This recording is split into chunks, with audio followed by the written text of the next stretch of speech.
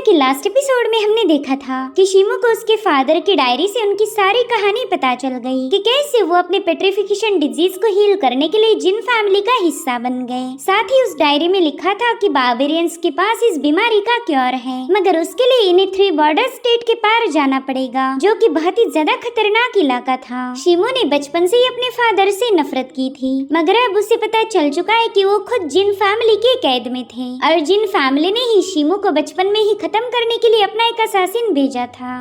अब आगे तो इस एपिसोड की शुरुआत उसी सीन से होती जहाँ पर शिमू तलवारबाजी की प्रैक्टिस कर रहा था। उसने नोटिस किया कि उसका हर एक वार अब पहले से 1000 गुना ज्यादा ताकतवर बन चुका है और ये सारा कमाल था ची सेंसिंग का। ची सेंसिंग को मास्टर करने के बाद शिमू अपनी ब्लेड एनर्जी को काफी अच्छे से कंट्रोल कर पा रहा था, मगर अभी भी ची पावर का पूरा नियंत्रण उसके हाथ में नहीं आया। उसके लिए शिमू को और ज्यादा प्रैक्टिस करनी पड़ेगी। अगर वो इसमें कामयाब हो गया तो एक ही बार में टोटल 9 स्लैशेस को रिलीज कर पाएगा। अब शिमू इसी बारे में सोच रहा था कि तभी जिन फैमिली का एक सर्वेंट घायल हालत में वहाँ पर पहुँच गया। वो शिमू को बताता है कि हमारी प्रॉपर्टी पर कुछ लोगों ने अटैक कर दिया, हमारे स्टीवर्ड जिन भी उन लोगों को रोक नहीं पाए और अब मिस जोंगशू उनके कब्जे में है, प्लीज जाकर उन्हें बचा लीजिए। ये सब सुनकर ये शिमू काफी ज्यादा पैनिक हो गया और अब हमें शिमू की प्रॉपर्टी का सीन दिखाया जाता है जहाँ पर कुछ लोग जोंगशू को बुली कर रहे थे और वहीं पर स्टीवर्ड जिन चाहकर भी उसकी मदद नहीं कर पाते।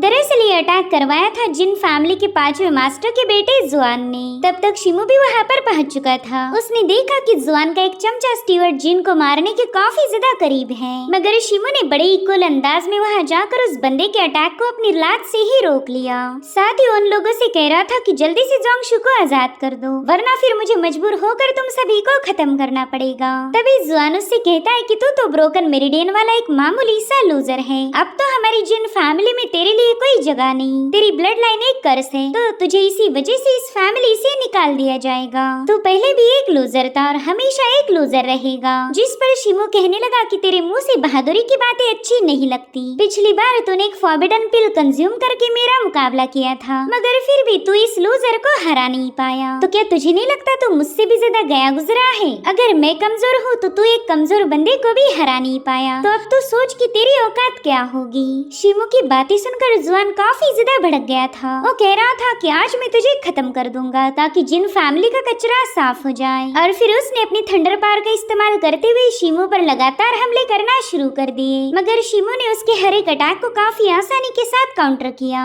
उसकी सन एंड मून ब्लेड जुआन की दोनों वेपन्स पर भारी पड़ गई थी, मगर उतने में ही शिमू की बाह पर उसके वेपन का एक स्क्रैच लग गया, मगर उसने एक ही लात में जुआन को काफी पीछे पटक दिया। वो उससे कहने लगा कि मदर जेन और यूहान की मुझ पर काफी सारे एहसान है, साथ ही मैं जिन फैमिली के साथ धोखेबाजी नहीं कर सकता, इसलिए जल्दी से यहाँ से दफा हो जाओ। वल यहाँ पर जुआन के चमचे थोड़े से पैनिक हो गए। वो कह रहे थे कि जुआन ने हमें बताया था कि उसके पास कोई सीक्रेट टेक्निक है जिसका इस्तेमाल करते हुए वो शिमू को हरा सकता था, मगर यहाँ पर तो शिमू इस बंदे पर भारी पड़ गया। इससे तो ये बात साबित हो गई कि शिमू जुआन के मुकाबले काफी ज्यादा पावरफुल है। तो उनकी बातें सुनकर जुआन ने गुस्से में आकर शिमू पर एक जोरदार हमला कर दिया और उसी वक्त शिमू पर पेट्रिफिकेशन डिजीज का बैकलैश हो गया। वो तुरंत ही समझ जाता है कि जुआन की ब्लेड पर पॉइजन लगा हुआ था, इसलिए उस पॉइजन का हल्का सा स्क्रैच ही बैकलैश लाने में कामयाब हो गया। वेल यहाँ पर शिमू अब कोई हमला नहीं कर पा रहा था, उसकी बॉडी ने उसका साथ देना बंद कर दिया और इसी मौके का फायदा उठाते हुए जुआन जोंगशू के पास चला जाता है। उसने तो सीधे जाकर जोंगशू के गले पर अपनी तलवार लगा दी।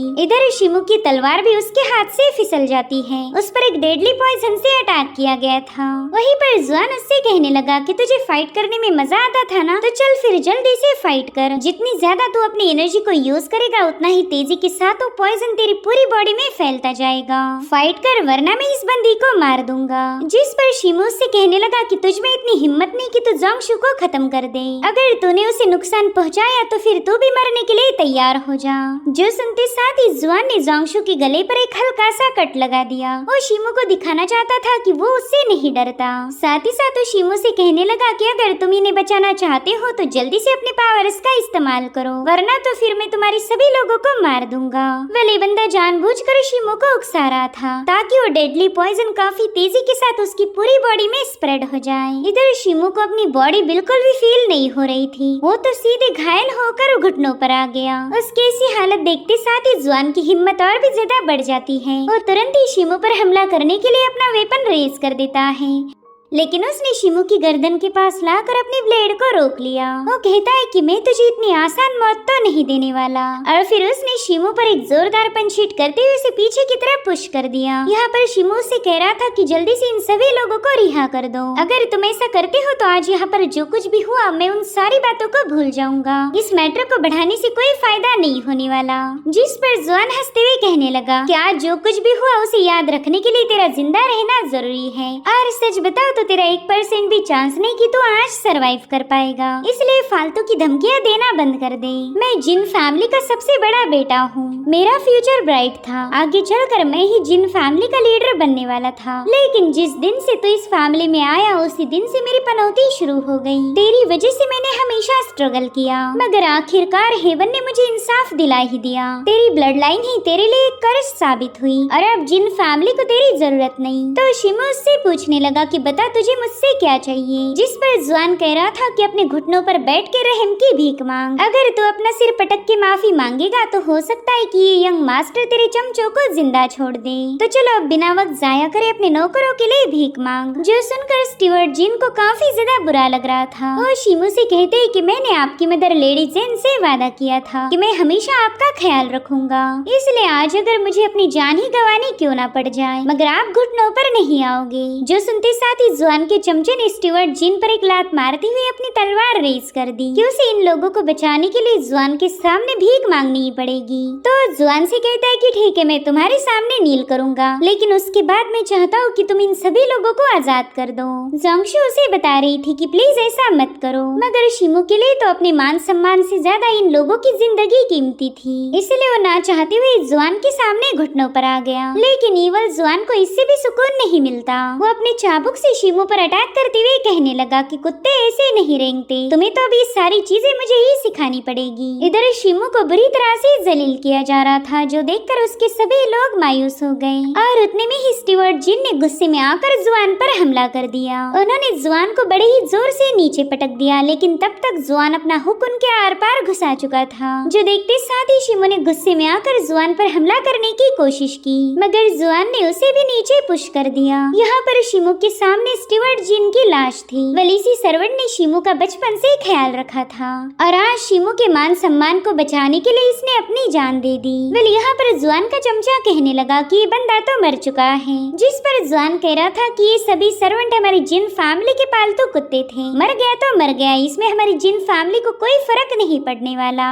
अगर तुम लोग चाहो तो यहाँ मौजूद हर एक सर्वेंट को मार सकते हो, वैसे भी यहाँ पर काफी ज्यादा भीड़ लगी है। और रही बात उस जोंगशु की, तो मैं चाहता हूँ उसे खत्म करने से पहले तुम लोग उसके साथ मजे करना, हम बिल्कुल भी इसकी खूबसूरती को जाया नहीं होने देंगे। अब उसकी सारी बातें सुनते साथ ही शिमो की आंखों से बहुत ही खतरनाक ऑरा रिलीज होने लगी। उसने सीधे जाकर जोंगशु को बचाने के लिए जुआन के दोनों चमचों का खात्मा कर दिया, लेकिन जब तक वो जोंगशु को बचाता तब तक जुआन ने उसके सभी सर्वेंट्स को मार दिया, और उसने जानबूझकर शिमो की ही ब्लेड का यूज किया था। वो शिमो से कहता है यार तुम तो काफी ज्यादा गुस्से वाले हो, मैंने तुम्हें जरा सा बुली क्या किया, तुमने तो अपने ही सर्वेंट्स को मार दिया। देखो ये सभी लोग इसके विटनेस है कि तुमने इन सर्वेंट्स को मार दिया है। अब मैं फटाफट से जाकर हमारी फैमिली हेड को इसकी रिपोर्ट करूंगा, फिर तो तुम्हें इस फिंचिंग सिटी से बाहर निकालने के अलावा उनके पास और कोई रास्ता नहीं होगा। और रही बात इस 2 कौड़ी की लड़की की, तो इसे तो मैं अपने दोस्तों में बांटने वाला हूँ। सब यहाँ पर शिमो ने अपनी तलवार उठा ली थी। पहले तो जुआन को खत्म करने का उसका कोई इरादा नहीं था, लेकिन जुआन जैसे कमीने को जिंदा छोड़ना सबसे बड़ी गलती होगी, इसलिए वो तुरंत ही अपनी पावर्स को एक्टिवेट करते हुए जुआन पर एक जोरदार हमला कर देता है, जिससे जुआन काफी पीछे जाकर पटक गया, लेकिन उसकी बॉडी पर कोई इंजरी नहीं हुई थी। दरअसल जुआन अपने फादर जिनवेई का गोल्डन सिल्क आर्मर पहन के आया था, जो कि एक टॉप लेवल का आर्टिफैक्ट है, तो इस आर्मर के ब्रेक होने के अलावा जुआन को मारना इम्पॉसिबल था। यहाँ पर शिमो ने गुस्से में आकर जुआन पर न जाने कितने ही सारे अटैक किए थे, लेकिन जुआन पर तो इसका कोई असर ही नहीं होता। और इसी दरमियान जुआन थंडर स्ट्राइक का इस्तेमाल करते हुए शिमू पर अटैक कर देता है, लेकिन शिमू ने अपनी तलवार से उस अटैक को काउंटर करते हुए उस पर एक स्लैश रिलीज कर दिया। इतना ही नहीं, उसने तो अब जुआन पर स्लैशेस की झड़ी लगा दी। दरअसल शिमू उसके आर्मर को ब्रेक करना चाहता था, लेकिन ये एक पावरफुल आर्टिफैक्ट है तो इसे डिस्ट्रॉय करना लगभग इम्पॉसिबल होगा। जुआन उससे कह रहा था कि तू तो मुझे मार नहीं सकता, लेकिन मैं तुझे आसानी से मार सकता हूँ। और इतना कहते साथ ही जुआन ने एक टैलिस्मान बाहर निकाल लिया। पहले इसे सीक्रेट गोल्डन टैलिस्मान कहा जाता था। उस टैलिस्मान को देखते साथ ही जुआन के चमचे तुरंत इधर उधर छुपने लगे। उन्हें पता था कि अब यहाँ पर काफी जोरदार एक्सप्लोजन होगा।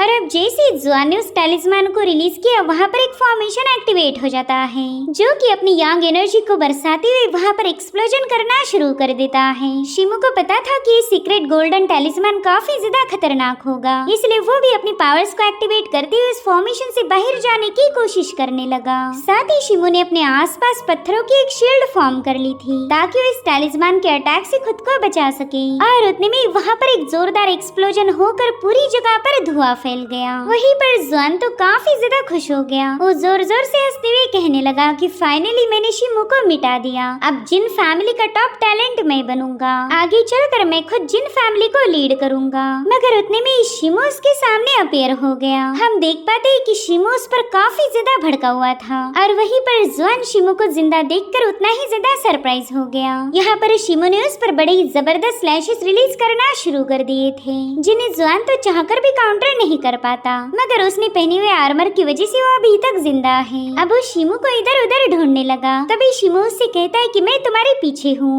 उसने देखा कि शिमू उसका काल बनकर उसके सामने खड़ा है और फिर शिमू ने उस पर एक जोरदार स्लैश रिलीज किया। जुआन को फील हो रहा था कि वो तो हवा में फ्लोट कर रहा है, लेकिन उसकी बॉडी तो अभी भी जमीन पर थी। दरअसल शिमू उसका आर्मर ब्रेक नहीं कर पाया था और इसी वजह से उसने जुआन की गर्दन उड़ा दी। सो फाइनली इस ईवल जुआन का किस्सा खत्म हो चुका था। इधर जुआन के जो चमचे जिंदा बचे थे उनमें काफी ज्यादा खलबली मच गई। वो कह रहे थे कि शिमू ने तो यंग मास्टर को खत्म कर दिया, हमें फटाफट से जिन फैमिली को इसकी रिपोर्ट करनी होगी। और इतना कहते साथ ही एक बंदे ने टैलिस्मान को बर्स्ट करते हुए आसमान में सिग्नल भेज दिया। वेल इस सिग्नल को जुआन के फादर जिनवे ने भी देख लिया था। उसे देखते साथ ही वो समझ गया कि जिन फैमिली का कोई मेंबर मर चुका है, मगर उसे ये पता नहीं था कि मरने वाला उसका बेटा है। इधर शिमू ने एक एलिक्सर पिल कंज्यूम कर ली थी ताकि वो अपनी स्पिरिचुअल पावर को रिप्लेनिश कर पाए। वहीं पर जुआन के चमचे वहाँ से भागते हुए कहने लगे कि तुमने 5वें मास्टर के बेटे का कत्ल किया है, अब तो जिन फैमिली तुम्हें जिंदा नहीं छोड़ेगी। और उतने में शिमू ने बड़े गुस्से में आकर उन सभी का खात्मा कर दिया। मगर उनमें से अभी भी एक बंदा जिंदा बचा था और डर के मारे पीछे हटते हुए कहने लगा कि शिमू प्लीज मुझे माफ कर दो, मैं तो बस यंग मास्टर के ऑर्डर को फॉलो कर रहा था। मगर शिमू ने बड़े ही कुल अंदाज में उसकी भी गर्दन स्लिट कर दी। अब शिमू ने अपने सर्वेंट्स का बदला तो ले लिया था, लेकिन उसे पता है कि जिन फैमिली उसे बिल्कुल जिंदा नहीं छोड़ेगी। भले ही वो जिन फैमिली को सारी सच्चाई बता ही क्यों न दे, मगर कोई उस पर यकीन नहीं करने वाला। वहीं पर जोंगशु के गले पर भी उस पॉइजन से अटैक किया गया था, जिसके चलते वो भी बेहोश हो गई। तो शिमू ने तुरंत ही उसे एक एंटीडोट पिल खिलाकर खुद भी उसे कंज्यूम किया, जिसके चलते जुआन का डेडली पॉइजन पूरी तरह से खत्म हो गया। वहीं पर जोंगशु को भी होश आ चुका था। वो उससे पूछती कि आपके पास इस पॉइजन का एंटीडोट कहाँ से आ गया। तो शिमू से बताने लगा कि हमारे सेक्ट मास्टर ने ये एंटीडोट मुझे गिफ्ट किया था। जब जुआन ने मुझ पर विप से अटैक किया था, उसी वक्त मौका मिलते साथ ही मैंने इस एंटीडोट को कंज्यूम किया और इसी वजह से मैं अपनी पावर को रिकवर करते हुए इसका मुकाबला कर सका। शिमू से बताता है कि ये पिल मुझे अपने ब्लड ची को क्लींस करने के लिए दी गई थी ताकि मैं अपनी कल्टीवेशन को इम्प्रूव कर पाऊँ, लेकिन मुझे नहीं पता था कि इसमें पॉइजन हटाने की भी एबिलिटी है। खैर अब यहाँ पर इतना कुछ हो चुका है कि हम फेंगचिंग काउंटी में बिल्कुल भी रुक नहीं सकते, हमें जल्दी से यहाँ से निकलना होगा। जिसके बाद शिमू एक कैरेज में सवार होकर फेंगचिंग सिटी से रवाना हो गया। जोंगशु से कहती है कि जुआन जिन फैमिली का बेटा था, इसलिए मुझे लेडी जेन और यूहान की काफी ज्यादा फिक्र हो रही है। जिस पर शिमू कहने लगा कि मदर जेन ने हमेशा ही मेरी मदद की, मुझे प्रोटेक्ट करने के लिए वो हमेशा ही जिन फैमिली के खिलाफ गई, तो आज मेरी वजह से उन्हें भी पनिश किया जाएगा। हो सकता है कि वो लोग मदर जेन और यूहान को कैद कर दे। मुझे काफी ज्यादा अफसोस है कि उन दोनों को पीछे छोड़कर जाना पड़ रहा, मगर सबसे पहला हम दोनों का इस सिटी से बाहर जाना इम्पोर्टेंट है। बाद में उन दोनों के लिए मैं कोई ना कोई प्लान बना ही लूंगा। और उतने में वहाँ पर शिमो के दोस्त पहुँच जाते हैं। शिमो भी फेंग और गाओ को वहाँ देखकर काफी ज्यादा सरप्राइज हो गया। फेंग उसे बताता है कि मुझे तुम्हारी ब्रोकन मेरिडियंस के बारे में पता चल गया था और इसी वजह से मैं तुम्हारे लिए एक वेपन बनाने में बिजी हो गया। मैं वो वेपन लेकर तुम्हारे पास आ ही रहा था कि तभी मुझे जिन फैमिली का मैसेज टेलिस्मान नजर आया। मुझे लगा ही था कि तुम मुसीबत में होंगे और इसी वजह से मैं जंगल के रास्ते से यहाँ पहुँच गया। खैर मैं तुम्हारे लिए ये पर्पल स्टील बो लेके आया हूँ।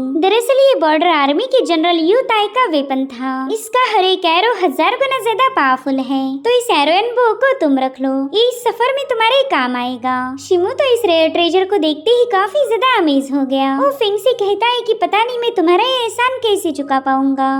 तो फिंग कहता है कि भाइयों में एहसान की बातें नहीं होती, मैं तो बस इतना चाहता हूँ कि तुम जिन फैमिली के कहर से खुद को बचा के रखो। इतना ही नहीं, गाओ भी कॉइन्स की थैली शिमो के हवाले कर देता है। वो कह रहा था कि ये हम सभी भाइयों की सेविंग्स है, इसे भी अपने पास रखो, सफर में ये पैसे तुम्हारे काम आएंगे। शिमो तो ये सब देखकर ही काफी ज्यादा इमोशनल हो गया। वो कह रहा था कि मैं आप लोगों का ये ग्रेटनेस कभी भी भूल नहीं सकता। अगर किस्मत ने साथ दिया तो मैं जरूर से इस कर्जे को चुका दूंगा। तभी फिंग उससे कहता है कि जल्दी से इस फेंगचिंग सिटी से बाहर चले जाओ। तो शिमो भी अपने भाइयों को अलविदा कहते हुए वहाँ से रवाना हो गया। उसके वहाँ से जाने के बाद गाओ अपने चीफ से कहने लगा कि आपने उस पर्पल स्टील बो को हासिल करने के लिए बहुत बड़ी कीमत अदा की है। मुझे तो पहले ये लगा था कि वो वेपन आपने खुद के लिए खरीदा। जिस पर फेंग कहने लगा कि वेपन शिमो के पास हो या मेरे पास हो, बात तो एक बराबर है। भले ही शिमो की किस्मत फिलहाल उसका साथ नहीं दे रही, मगर उस बंदे के पास गजब का टैलेंट है। बस तुम देखते जाना आगे चलकर वो कैसी ऊंचाइयों को पार करेगा।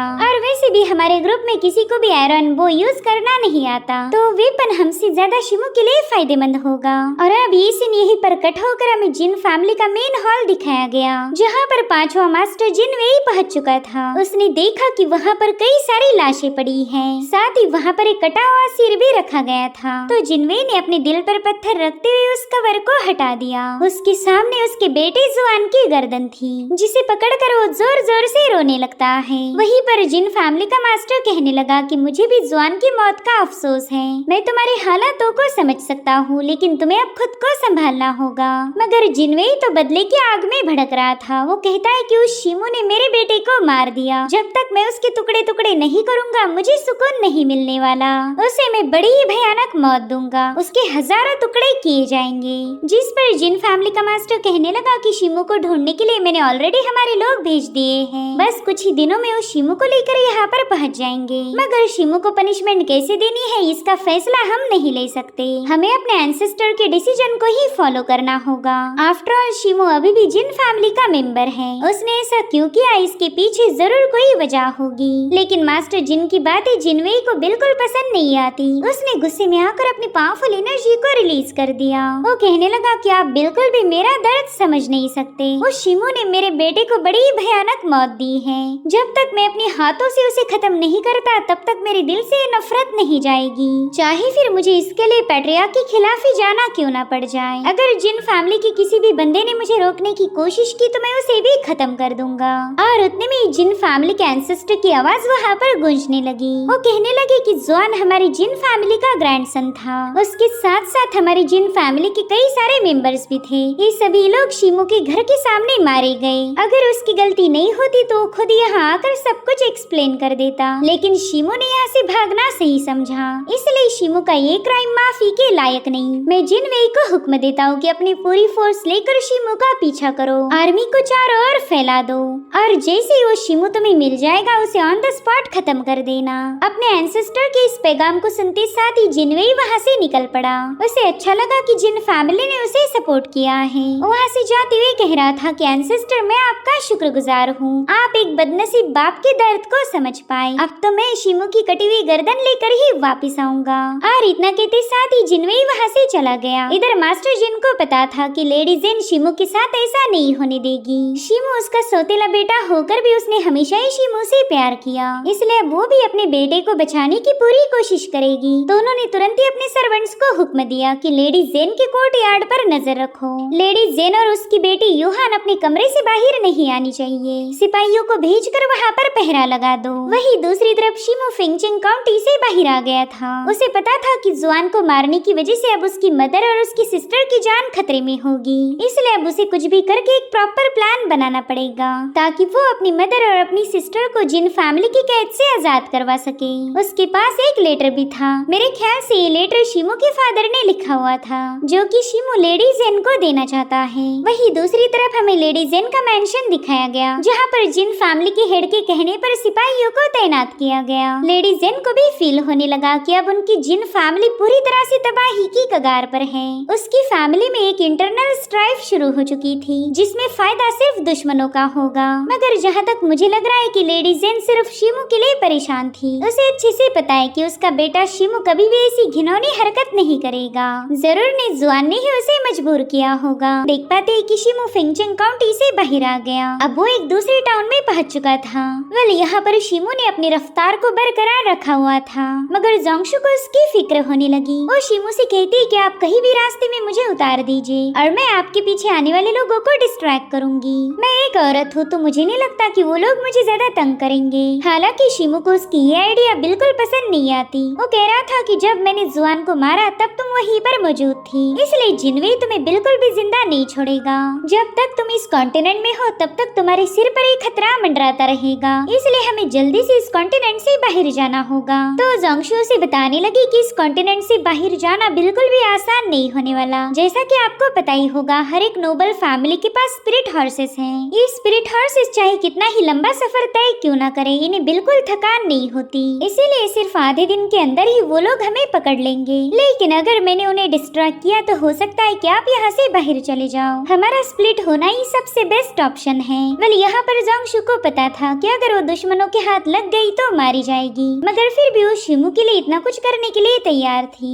हालांकि शिमू उसकी बात मानने के लिए तैयार नहीं था। वो कहता है कि यहाँ से थोड़ी दूरी पर यूनशिया माउंटेन रेंज है। मैंने सुना था कि वो पहाड़ी इलाका काफी ज्यादा खतरनाक है। वेल, वहाँ का रास्ता इतना ज्यादा क्रूशल होगा कि इनके स्पिरिट हॉर्सेस की स्पीड भी कम हो जाएगी, तो हमें बस उस यूनशिया माउंटेन के रेंज में पहुँचना होगा। शिमू की ये बात जोंगशु को भी सही लगी। वो कह रही थी कि एक बार हम माउंटेन में पहुँच जाए, वहाँ पर हमारे पास कई सारे ऑप्शंस होंगे। साथ ही शिमू अपनी कैरेज को तेजी के साथ भगाते हुए कहने लगा कि हम उनके मुकाबले काफी देर पहले ही आगे निकल चुके, इसलिए हम जल्दी से माउंटेन में पहुंच जाएंगे। मगर तभी आसमान में हम एक स्पिरिचुअल परिंदे को देख पाते जो कि शिमू पर नजर रखे हुए था, और शिमू को तो इस बात की बिल्कुल भी खबर नहीं। और अब हमें फिंगचिंग काउंटी की वो फैमिली का नजारा दिखाया गया। वेल, सभी लोग अपने घोड़े लेकर तैयार थे। साथ ही साथ हम वुटांग के पास एक स्पिरिट हॉर्स भी देख पाते हैं। उतने में ही वुटांग को जिन फैमिली की खबर मिल गई, तो तुरंत ही अपने बेटे हुआ को बताने लगा कि जिनवेई शिमू की तलाश में ऑलरेडी निकल चुका है। मेरे बेटे, तुमने इस मैटर को काफी अच्छे से हैंडल किया। तुमने उस जुआन को काफी अच्छे से मैनिपुलेट किया था ताकि वो शिमू के घर जाकर उस पर हमला कर दे।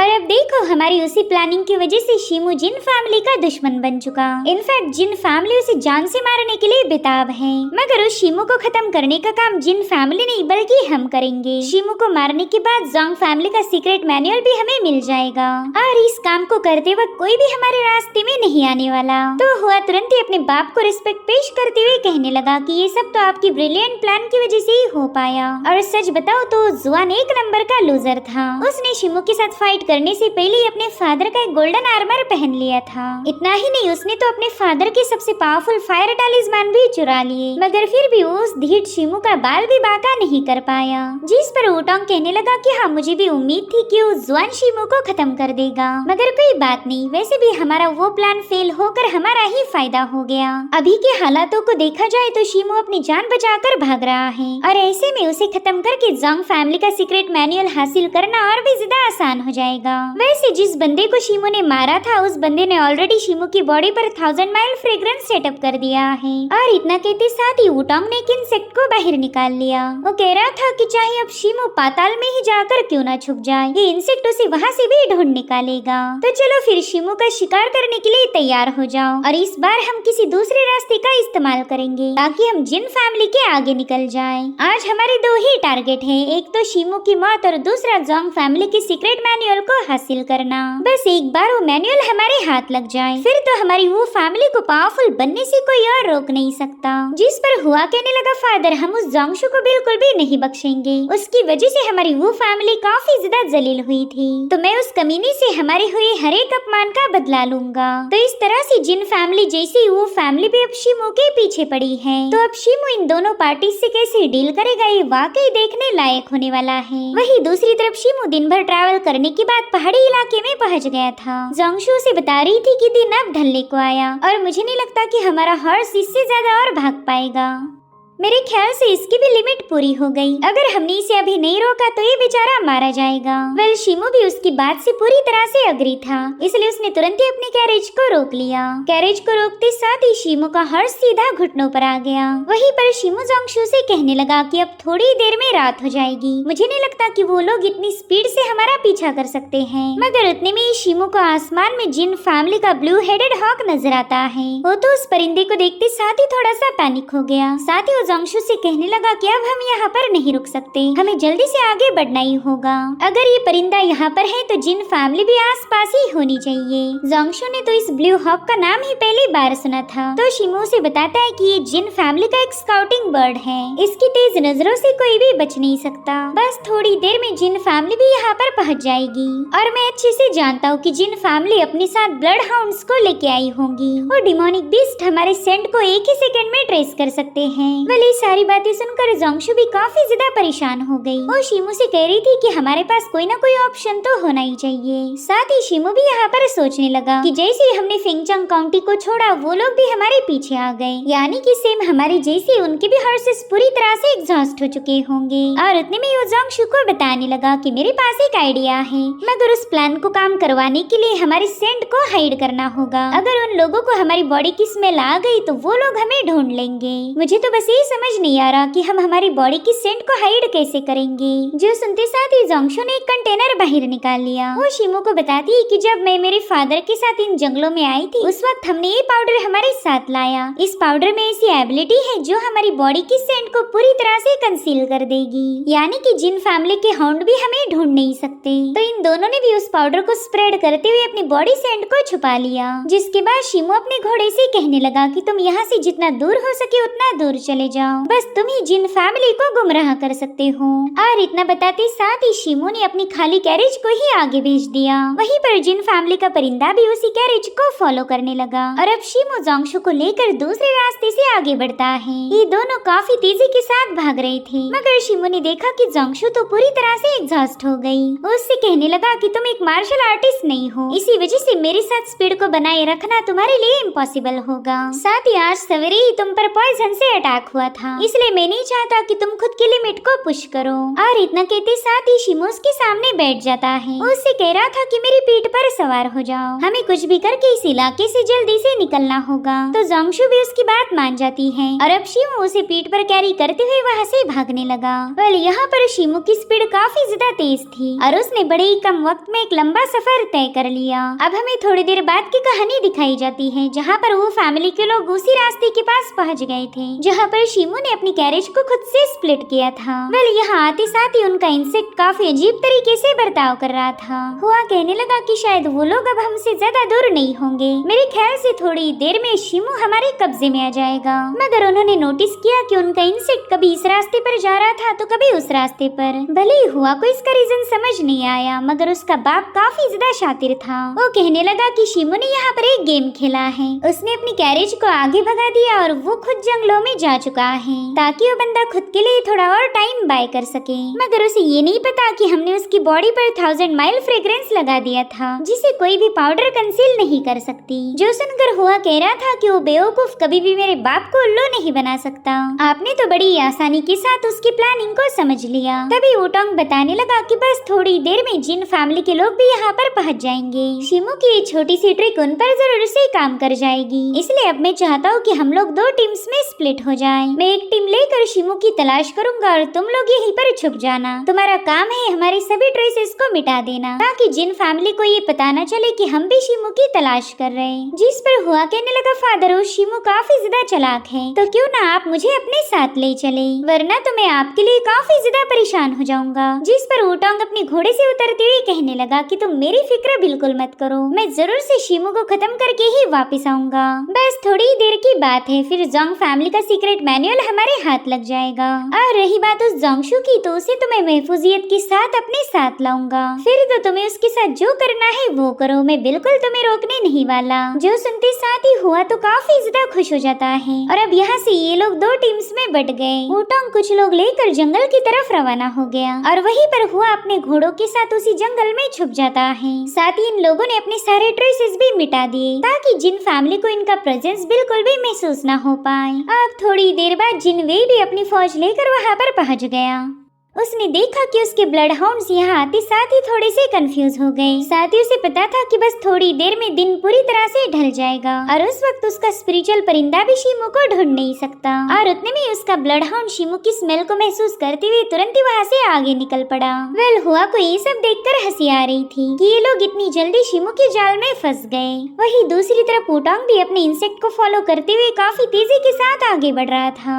और फिर थोड़ी दूरी पर जाने के बाद वो एक जगह पर रुक जाता है। वो अपने साथियों से कह रहा था कि शिमू यही कहीं पर होना चाहिए। अगर शिमू अकेला होता तो हमारे हाथ बिल्कुल नहीं लगता, मगर उस बेवकूफ लड़की के साथ होने की वजह से शिमू की स्पीड कम हो गई। जिसके बाद वुटांग ने अपने इंसेक्ट को दोबारा से उसके बॉक्स में भर दिया। अब इस इंसेक्ट की उसे कोई जरूरत नहीं थी। वेल यहाँ पर वो अपनी टीम को बताने लगा कि अब हम दो ग्रुप्स में बढ़ जाएंगे। इस तरह से हम शिमू को चारों ओर से घेर सकते हैं। जिस भी टीम ने शिमू को पहले कैप्चर किया, मैं उस टीम को काफी अच्छा रिवॉर्ड दूंगा। और अब ये लोग दो टीम में स्प्लिट होकर शिमू की तलाश करने लगे। अब सीन शिफ्ट होकर हम शिमू और जोंगशू को देख पाते, जो कि पूरी तरह से एग्जॉस्ट हो गए थे। वेल शिमू ने ऑलरेडी ची सेन सिंह को अवेकन किया है, जिसके चलते वो हर एक छोटी सी छोटी हरकत को भी महसूस कर सकता था। वो जोंगशू को खामोश रहने के लिए बताकर अपने सेंसेस को एक्टिवेट कर देता है। और तभी उसे वहाँ से ही थोड़ी दूरी पर वुटांग की टीम नजर आई, इसलिए वो काफी अच्छे से मुआयना करने के लिए सीधे पेड़ पर क्लाइंब करता है।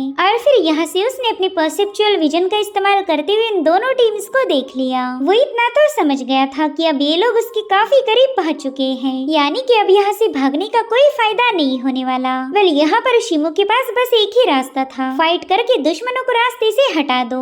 और उतने में ही शिमू ने देखा कि जोंगशू ने तो वहाँ पर एक ट्रैप सेटअप किया है। वो कह रही थी कि इस फॉर्मेशन को सेटअप करना मैंने अपने फादर से ही सीखा था। एक भूल भुलैया जैसे हमारे दुश्मनों को गुमराह करेगा। वेल इसे स्टोन बैरियर मेज फॉर्मेशन कहा जाता है। जो भी लोग इसमें फंसे वो अपना सही रास्ता ढूंढ नहीं पाएंगे, तो इसी मौके का फायदा उठाकर हम उन्हें वन बाय वन खत्म कर सकते हैं। वेल शिमू को भी जोंगशू की ये आइडिया काफी ज्यादा पसंद आई। वो उसे बताने लगा कि मैंने भी तुम्हारी जोंग फैमिली के सीक्रेट मैनुअल से ट्रैप्स को सेटअप करना सीख लिया था। मेरे ख्याल से वही नॉलेज आज हमारे काम आएगा। सो इस तरह से शिमू और जोंगशू ने मिलकर वहाँ पर एक इनविजिबल फॉर्मेशन सेटअप कर दिया। और अब हमें थोड़ी देर बाद की कहानी दिखाई गई, जहाँ पर वुटांग की एक टीम शिमू के फॉर्मेशन के नजदीक पहुँच गई थी। वेल सभी असासिन काफी ज्यादा एक्साइटेड थे, क्योंकि शिमू को कैप्चर करने के बाद इन्हें एक बढ़िया सा रिवॉर्ड मिलेगा। और उतने में शिमू जानबूझकर उनके सामने से भाग निकला, तो ये सभी असासिन बिना सोचे समझे उसका पीछा करने लगते हैं। और इस तरह से वो शिमू के फॉर्मेशन में ट्रैप हो गए थे।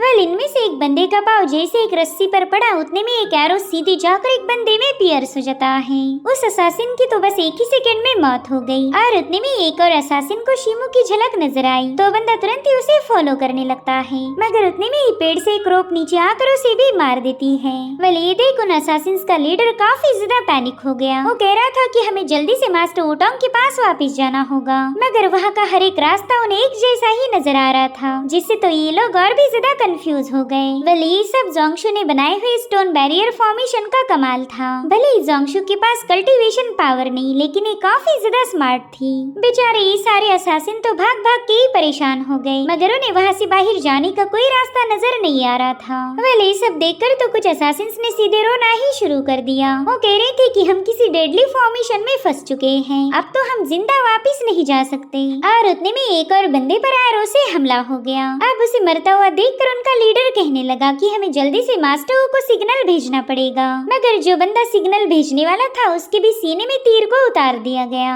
इसलिए ये लोग तुरंत ही पेड़ के पीछे छुपकर खुद को बचाने लगे। हालांकि हर जगह पर ट्रैप सेटअप होने की वजह से इनके लिए कोई भी जगह सेफ नहीं थी। और उतने में जोंगशु ने एक बंदे की बॉडी पर आग लगा दी। तो इस तरह से यहाँ पर जोंगशु ने 2 शिकार को निपटा दिया था। वेल ये देखकर वो लीडर काफी ज्यादा पैनिक हो गया। वो अपनी टीम को बताने लगा कि जल्दी से ग्राउंड पर स्टिक हो जाओ। मेरे ख्याल से शिमो ऑलरेडी यहाँ से भाग चुका है, मगर उसने यहाँ पर कई सारे ट्रैप्स को बिछा दिया, तो हमें कुछ भी करके इन ट्रैप से खुद को बचाना होगा। वहीं पर एक असासिन ने 2 शील्ड्स का इस्तेमाल करते हुए खुद को बचाते हुए इस इलाके को एक्सप्लोर करना शुरू कर दिया, मगर उतने में एक पावरफुल एरो उसकी शील्ड को पियर्स करते हुए उसे खत्म कर देता है। वेल इस एरो को देखते साथ ही असासिन का लीडर समझ गया कि ये तो 7 स्टोन एरो एंड बो है, जो कि काफी ज्यादा पावरफुल था। तो अब उन लोगों ने खुद को बचाने के लिए उस इलाके में आग लगाना शुरू कर दी। इस तरह से वो मास्टर वू को भी पैगाम भेज सकते थे और साथ ही साथ शिमो को भी मजबूर होकर उनके सामने आना पड़ेगा। और होता भी बिल्कुल वैसे ही। शिमो ने सीधे जाकर एक असासिन पर अटैक करना शुरू कर दिए,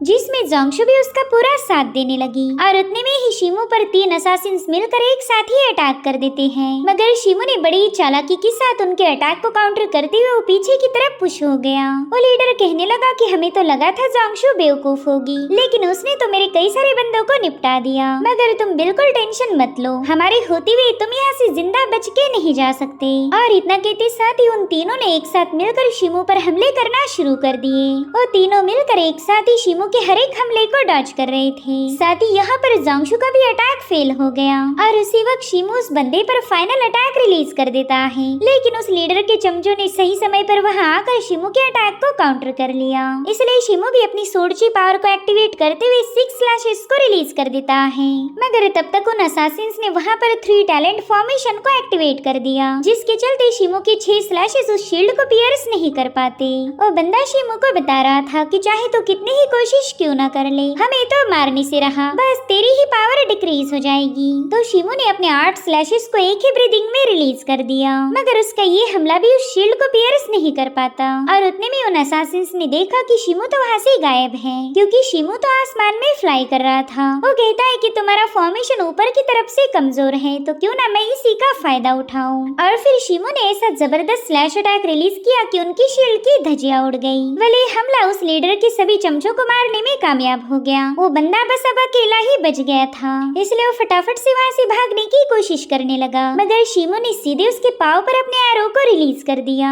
इसलिए अब तो ये लीडर चाहकर भी यहाँ से भाग नहीं सकता। और उतने में शिमो ने उसके गले पर अपनी तलवार लगा दी। उससे पूछ रहा था कि बताओ टोंग के साथ और कौन आया है, तो उस लीडर ने तुरंत ही उसे हुआ का नाम बता दिया। शिमो उससे कहता है कि हमने हमारे ट्रैक्स और सेंट को कंसील किया था, तो बताओ तुम्हें हम लोगों का लोकेशन कैसे पता चला। जिस पर बंदा जवाब देते हुए बताने लगा कि मास्टर वुटांग के पास एक स्पेशल इंसेक्ट था और उसी ने तुम्हारी स्मेल को फॉलो करते हुए हमें तुम तक पहुंचाया। उतने में ही शिमो ने देखा कि वहाँ पर तो कई सारी तीरों की बारिश हो गई, इसलिए शिमो उन एरोस को काउंटर करते हुए फटाफट से साइड में हट गया। हालांकि वो लीडर इन तीरों के नीचे आकर मारा जाता है। शिमो ने देखा कि यह अटैक तो वुटांग ने किया था, वो बस थोड़ी देर में यहाँ पर पहुँच जाएगा, इसलिए जोंगशु और शिमो फटाफट से छुप जाते हैं। जब वुटांग यहाँ पर आया उसने देखा कि उसके तो सभी बंदे शिमो के हाथों मारे गए, तो उसने गुस्से में आकर अपने बंदों को हुक्म दिया कि जल्दी से उस कमबख्त शिमो की तलाश करो, वो यही कहीं पर होना चाहिए। जिसके चलते वो सारे असासिन जंगल में फैल गए, मगर शिमो तो ऑलरेडी घात लगाकर बैठा हुआ था। उसने तो बड़ी कुल अंदाज में अपने एक ही एरो के साथ 2 शिकारों को निपटाना शुरू कर दिया। वेल इन असासिन्स को पता भी नहीं था कि उन पर अटैक कहाँ से हो रहा, जिसके चलते वो लोग काफी ज्यादा कंफ्यूज हो गए। वेल यहाँ पर शिमो तो वो टोंग की तलाश कर रहा था। एक बार बार वो बंदा मारा जाए तो शिमू के दिल को थोड़ा सा सुकून मिलेगा। वही दूसरी तरफ जिन फैमिली की टीम ने शिमू की गैरेज का रास्ता ब्लॉक कर दिया, मगर जिनवी ने देखा कि गैरेज तो खाली है, यानी कि शिमू ने उसे चकमा दे दिया, तो वो सारा गुस्सा अपने ही साथियों पर उतारने लगा। वो कह रहा था कि जल्दी से उस शिमू की तलाश करो, अगर तुम नाकाम हो गए तो मैं तुम सभी को सैक्रिफाइस करके अपने बेटे के सामने ऑफर करूंगा। जिसके बाद जिनवी दोबारा से पीछे की तरफ मुड़ जाता है। वही दूसरी तरफ शिमू ने देखा कि उसके एरोस तो खत्म हो गए, तो फटाफट से अपनी सन एंड मून सोर्ड को निकालते हुए इन लोगों का मुकाबला करने लगा। वेल शिमू की तलवारबाजी इतनी ज्यादा जबरदस्त थी कि उन असासिन्स की उसके सामने एक न चली। उसने अपने कूल अंदाज में इन असासिन्स को बड़ी ही भयानक मौत देना शुरू कर दिया, और बस कुछ ही सेकंड्स के अंदर शिमू ने उन सभी का काम तमाम कर दिया था। मगर उतने में ही शिमू पर बहुत ही खतरनाक एनर्जी से अटैक होना शुरू हो गए, जिसे वो अपनी तलवार की मदद से काउंटर करने लगता है। हालांकि वो एनर्जी इतनी ज्यादा डोमिनेटिंग थी कि उसने शिमू को काफी पीछे ढकेल दिया। शिमू को भी समझ नहीं आ रहा था कि इतना पावरफुल अटैक किसने किया होगा। साथ ही उसने देखा कि उसके सामने ढेर सारा स्मोक फैल चुका है, और फिर उस स्मोक के छटते साथ ही शिमू देख पाता है कि यहाँ पर उसका दुश्मन वोटोंग उसके सामने आ चुका है। वेल पहला तो वोटोंग ने शिमू को खत्म करने के लिए अपने साथ ढेर सारे असासिन्स लाए थे, मगर वो सब के सब शिमू के हाथों बलि चढ़ गए, और अब बस वोटोंग बचा है, और ये बंदा वाकई काफी ज्यादा पावरफुल था। शिमू तुरंत ही उसे ताना मारते हुए कहने लगा कि चालबाजी और झूठ फैलाना तो कोई वो फैमिली से सीखे। तुमने सिर्फ मेरी स्पिरिचुअल पावर को एग्जॉस्ट करने के लिए अपनी इन असासिन्स का इस्तेमाल किया, ताकि जब मैं उनके साथ फाइट करके पूरी तरह से कमजोर पड़ जाऊं तब तुम उसी मौके का फायदा उठा सको। हालांकि वोटोंग को शिमू के तानों से कोई फर्क नहीं पड़ता, क्योंकि ये बंदा पहले से ही बेशरम था। वो शिमू से कहने लगा कि तुम्हारे पास ये सबसे पावरफुल 7 स्टो हेवी एरो है। इस एरो एंड बो का एक ही अटैक किसी भी पोस्ट हेवन वाले बंदे को भी आसानी से मार सकता। मुझे तो ये समझ नहीं आ रहा कि तुम्हारे पास इतना स्पेशल ट्रेजर कहाँ से आ गया। चलो ये तो अच्छा हुआ कि तुमने अपने सारे एरोज मेरे पालतू कुत्तों पर इस्तेमाल कर दिए। अब तो मेरा मुकाबला करने के लिए तुम्हारे पास कोई एरो मौजूद नहीं। और रही बात तुम्हारी विंड चेजिंग ब्लेड टेक्निक की, तो वो भी इतनी स्पेशल नहीं है। हाँ, अगर तुम हायर लेवल के कल्टीवेटर होते तो शायद उस टेक्निक का यूज करके तुम मेरे लिए मुश्किलें खड़ी कर सकते थे, मगर तुम तो 2 कौड़ी के मार्शल आर्टिस्ट हो, भला तुम इस मास्टर वू का क्या ही बिगाड़ लोगे। तो चलो फिर अब मेरे हाथों मरने के लिए तैयार हो जाओ। आज मैं तुझे कुत्ते की मौत देने वाला हूँ, और उसके बाद जोंग फैमिली का सीक्रेट मैनुअल हमारा हो जाएगा। और रही बात उस बदतमीज लड़की की, तो मेरा बेटा हुआ उसे काफी अच्छे से सबक सिखाएगा। उसकी तो ऐसी हालत होगी कि वो खुद को ही कोसने लगेगी कि वो पैदा ही क्यों हुई थी। बच्चे, मेरी वो फैमिली से पंगे लेकर तूने सबसे बड़ी गलती की है, तो अब इसकी सजा भुगतने के लिए तैयार हो जा। और इसी के साथ एपिसोड यहीं पर एंड हो जाता है।